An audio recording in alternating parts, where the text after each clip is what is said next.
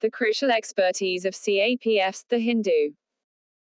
When disaster strikes our country in any manner, be it natural or man-made, the government summons the Central Armed Police Forces, CAPFs, to carry out the task of overcoming the disaster, by not only carrying out rescue and relief operations, but also mitigating the pains and problems arising out of the disaster. Even before the country got to know about the oncoming hydra of COVID-19, the Indo-Tibetan Border Police, ITBP, had already set up its 600-bed quarantine center in Chowla on the outskirts of New Delhi.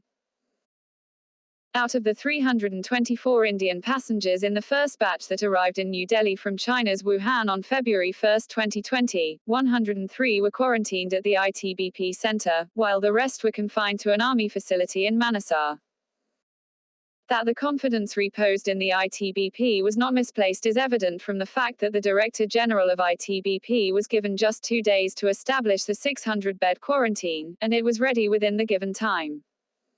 The Union Ministry of Health and Family Welfare had roped in specialists from the Safdarjung Hospital to coordinate with ITBP officials. Doctors and paramedical personnel of other CAPFs were also roped in.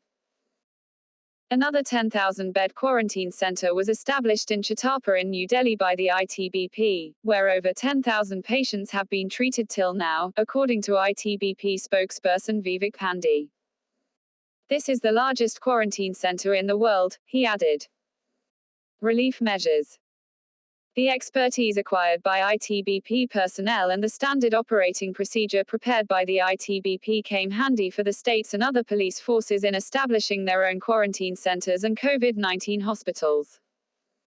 The Ministry of Home Affairs, MHA, had directed the CAPFs to establish 5,400 bedded quarantine centers with 75 isolation wards, spread over 37 centers across the country.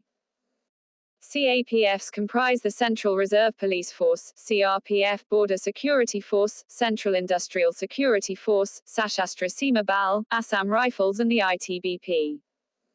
A sum of 10 crore rupees was sanctioned for the CRPF by the MHA to carry out relief work for those displaced in the aftermath of the lockdown. Though the National Disaster Response Force, NDRF, has been actively involved in combating the spread of COVID-19, its services have not been adequately mentioned in the media.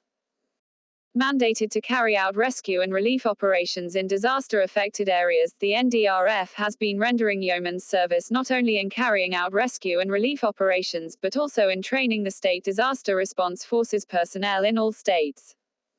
Immigration officials entrusted with conducting COVID-19 tests of the passengers arriving in New Delhi were trained by the NDRF. Along with its parent body, the National Disaster Management Authority, of which the Prime Minister is the chairman, the NDRF has trained over 30,000 personnel in disaster management across the country. Far-off corners. With 12 battalions of the NDRF, each comprising 1,149 personnel, spread across the country, its experts have the core competency to tackle biological disasters like COVID-19. There is, however, a need to augment the strength of trained personnel. Since NDRF personnel are wholly drawn from the CAPFs, there is a good reserve of trained personnel who go back to the parent force after their stint with this specialized force is over. Such personnel can be deployed at quarantine centers after short-term courses. The proposal mooted by Niti Aayog last year, to conduct a bridge course for dentists to render them eligible for the MBBS degree, could be revived, and such doctors could be on standby to help in such emergency crises. It is these CAPF personnel who give a semblance of existence of government administration even in the remotest corners of the country. Their versatile experience can be utilized to the nation's advantage. MP. Nathaniel retired as Inspector General of Police, CRPF.